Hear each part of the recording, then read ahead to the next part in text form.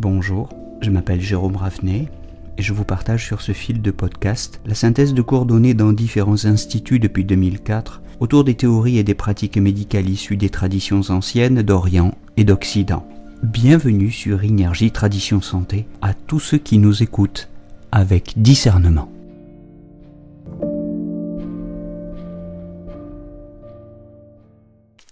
Nous parlons aujourd'hui du vin vessie, Pichou, le point chaud transport de la rate, le point numéro 20 du méridien de la vessie. C'est un point qui se trouve sous l'apophyse épineuse de la 11e dorsale, à 1,5 dessous latéralement de chaque côté de la ligne médiane postérieure.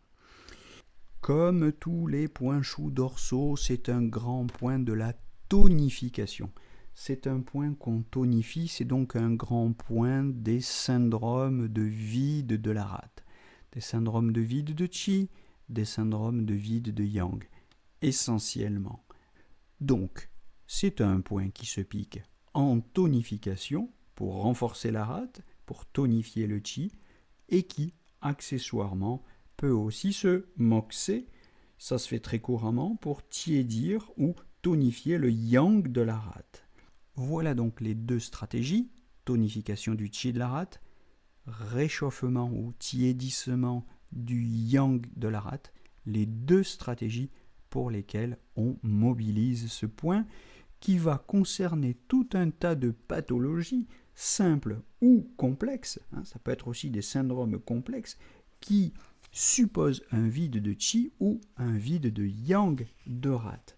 Alors, donnons une liste d'indications non exhaustives, mais tout de même indicatives.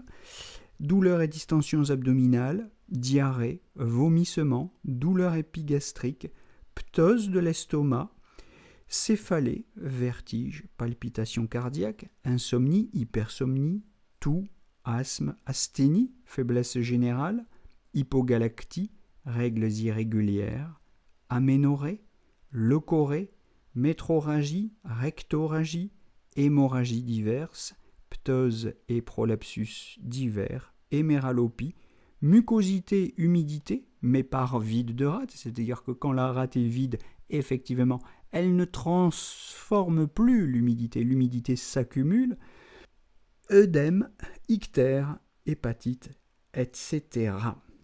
Alors, c'est un point majeur, très très employé, mais finalement l'étude se réduit à peu de choses parce que ces fonctions sont extrêmement simples et cohérentes.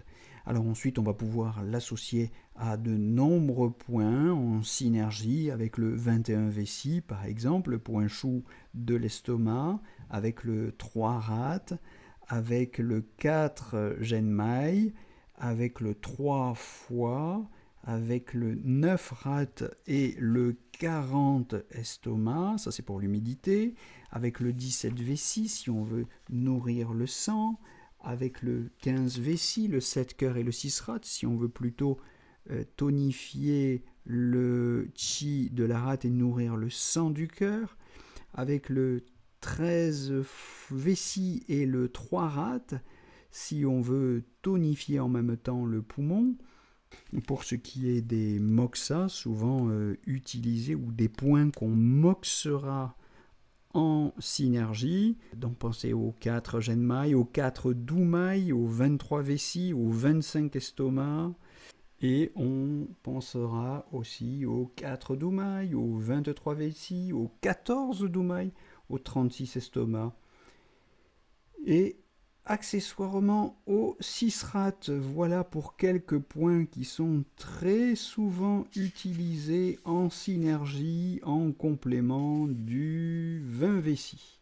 Alors je vous conseille de reprendre l'étude comparative de ce 20 vessie avec l'étude du 3 rate, du 6 rate, du 9 rate et du 36 estomac. Et vous verrez que il y a des points qui conviennent uniquement pour le vide, c'est le cas du 20 vessie.